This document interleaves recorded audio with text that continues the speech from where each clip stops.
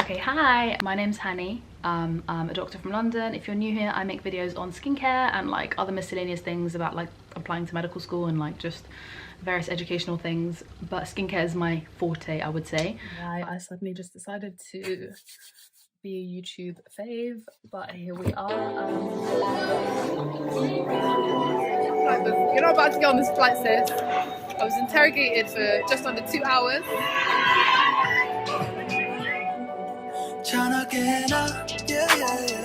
Someone DM'd me asking if I had seen Doja Cat's skincare routine, which I haven't. But the way they phrased the question made me think like it probably is going to be, I don't want to say hilarious because if it's terrible then that's not good, but interesting, let's say. I thought instead of me watching and replying, I thought I would just do a reaction because yeah, why not? And then I looked Doja Cat up and we're actually like very close in age. I thought this could be like an interesting parallel. I just want to see what she gets up to with her skin, to be honest. The way the person asked the question was genuinely like really horrified, so I kind of want to just see what she does. So let's get right into it. Like sickly look where I look like I just woke up and blew my nose, and she looks quite nice without makeup. Pneumonia. So let's do that. I'm gonna start with skincare. I do a face wash and I use touch. So just starting off, I can see she's got some hyperpigmentation around her mouth and her eyes, which is quite normal. It's just going to be the circulating estrogens in a woman or anyone who produces estrogen that causes that. And then also we can see marks from where she's had like acne before. So that's my initial assessment of her skin. Get all that night mask off. I'm doing so she's doing a face wash. Cool. Exfoliating powder. Okay, she's doing exfoliating powder. I'm not a massive fan of exfoliating powders. I prefer to use a chemical exfoliant where, so she's using a physical exfoliant where like the particles are physically scrubbing the dead cells off. I prefer to use a chemical one where you kind of use an acid to dissolve the dead skin cells. It's also not something I recommend you do frequently. I recommend once a week, maybe twice a week max. And then even less so if you're on like certain treatments like retinols, etc.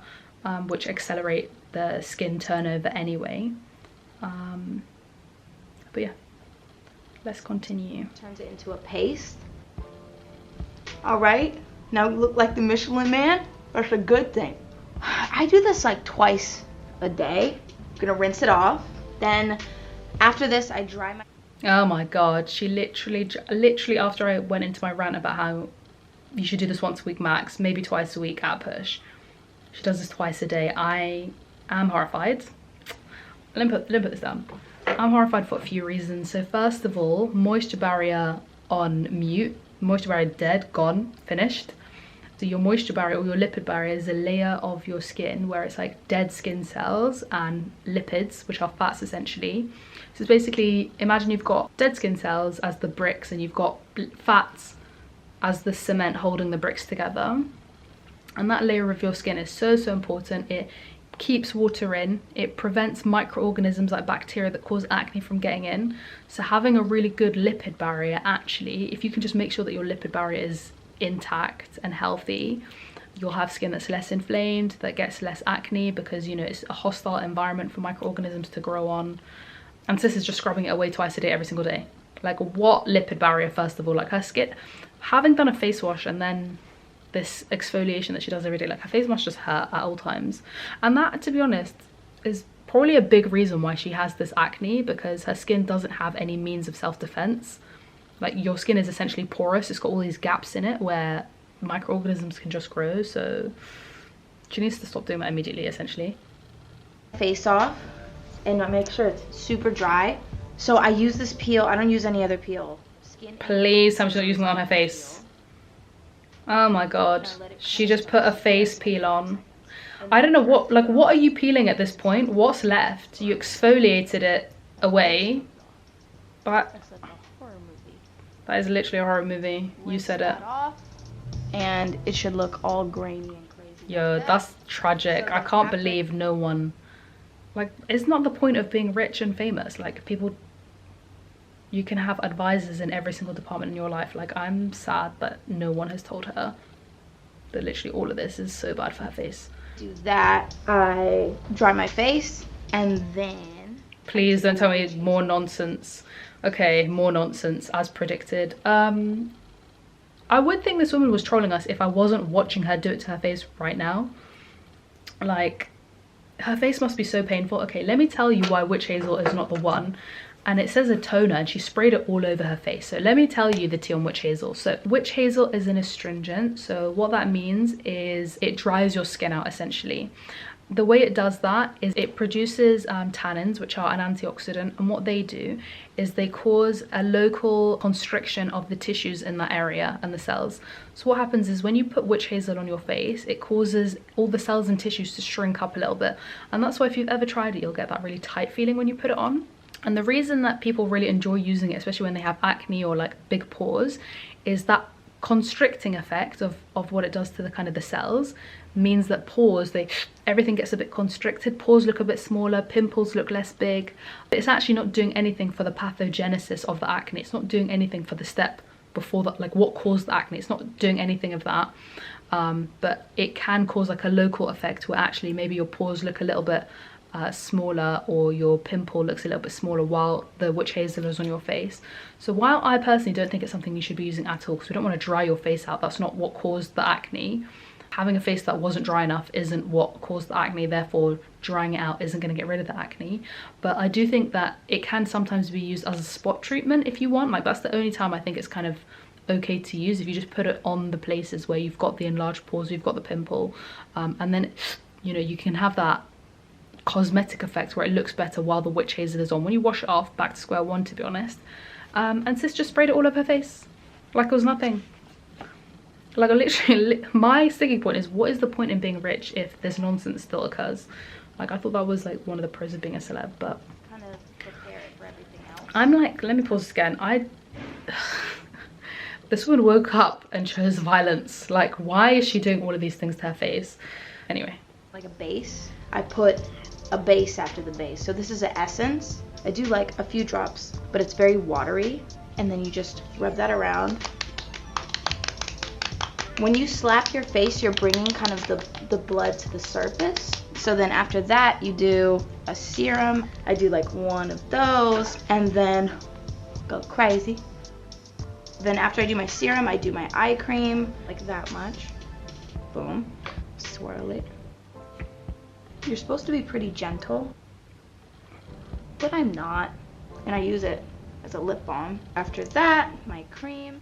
she said you're supposed to be pretty gentle as she like massages her eyes in a circular motion.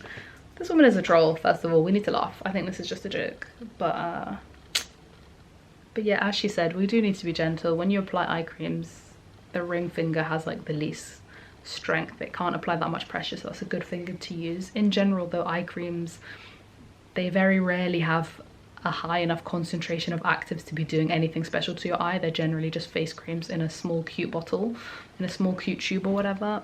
Don't get me wrong, like I fall victim to it as well, so you can get like some really cute looking ones, but they don't really do anything in general.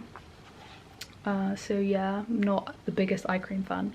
Boom, I use my nail. So what, like that much? The thing is, she's put all these serums, essences and moisturizers on, which is fine, but like you wouldn't have to do that if you didn't strip your skin of its natural intracellular lipids. Like the natural fats and ceramides that exist in your skin to give it moisture. You just scrubbed all of them out. So now you're like this like hydration stage would not be necessary. And actually your own lipids, your own fats, the oils that your own skin produces is probably more beneficial to you than all of this other stuff. Sunscreen. Okay, good. That's a good step. Not everyone puts sunscreen on every day, which is good. I'm glad she's doing that. Put that on. And then in general, the amount of sunscreen you should be using, because people do ask, is, okay, so the actual number is a bit confusing. It's 2 milligrams per centimeter cubed of your face, but like what does that mean? So people as a guide say 2 fingers worth, or sometimes 3 fingers worth, depending on whose guide you're looking at. But I don't know how much you put on. I didn't see. I don't know if she showed us. Let's go back. Face. Sunscreen. I take it. This one evaporates. Okay, yeah, no, we can't see. And pat it in. Put an oil on top of your moisturizer. Hold it. Don't tell me she's putting this oil on top of her sunscreen. 1, 2. Oh my god. 4, 5, and it's gonna make you. I'm not sure. I can't tell if she's doing this on purpose. She put an oil on top of the sunscreen. That sunscreen is no longer on her face. The oil will have immediately broken it down. Like, that was literally the one thing I praised her for, and she immediately went and ruined it. Thanks, Doja. Yeah, sunscreen should be the last thing you put on in your, to be fair, I'm maybe thinking I can see why she did it, because oils do seal things in, but sunscreen, you want it to form a, Michelle at Lab Beauty Science has loads of really academic, interesting videos on sunscreen and like what it's for, how you use it, etc. But essentially you want an uninterrupted, continuous film of sunscreen. And the fact that she put the sunscreen on then oil right on top, the oil is just going to break the sunscreen down. And then my thing that I was just thinking now is actually people often, especially at nighttime, oils can sometimes be a final step to seal everything in. So I'm now thinking actually maybe I was a bit harsh and maybe she thought like the oil would seal the sunscreen in, but actually sunscreen should be the last step of your skincare routine before you step outside. Because even putting makeup on after sunscreen is not ideal. In an ideal world, you just put your sunscreen on and leave. But yeah, this oil has rendered her sunscreen largely obsolete. And the oil mixes with your foundation and it makes it look a lot more natural. That's it. So that's my skincare routine. I learned about skincare being on the internet a lot and watching pretty much this. Okay, stop being on the internet, please. And stop watching YouTube. Thanks, Doja. Put it in like a box and it's filthy, but it works. Mate, I'm horrified.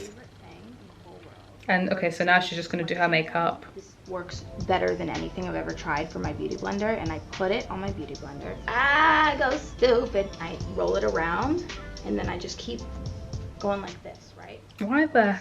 I mix it with water. First, with my makeup, I color correct. I take this. Okay, this is a side note about the makeup part, but why did she put a cleansing oil on her beauty blender?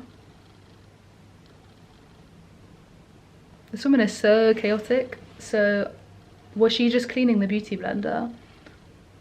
Or was she mixing, was she cleaning the beauty blender? Or was she mixing the beauty blender with cleansing oil to then pat into her face to do her makeup? Like her makeup isn't going to dissolve. I'm going to assume she was cleaning it for the, yeah, let's not open that can of worms. Overall, I see why someone asked me to review her skincare routine. Absolutely chaotic. Yeah, I wouldn't recommend anyone do anything in that video. Nothing was right, although God bless her, she seems like really good natured and like quite fun. But yeah, that was me reacting to Doja Cat's skincare routine. If you enjoyed it, obviously like and subscribe. Let me know what other videos you want to see. I hope this was vaguely interesting, and if anyone has any questions, I'll do my level best to reply to as many as I can. But yeah, take care guys, bye. Yeah, dirty. How we let it get like this, I don't know.